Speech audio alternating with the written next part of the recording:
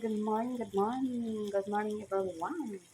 So this video, nagluluto ako ng tilapiyang escabeche. Ayan. Ayan. Ito po yung lunch namin for today. So, thank you for watching. See you the next video. Ayan, ang ating escabeche tilapia. Ayan. So, napaka-yummy. Ayan. Pumupulo-pulo pa.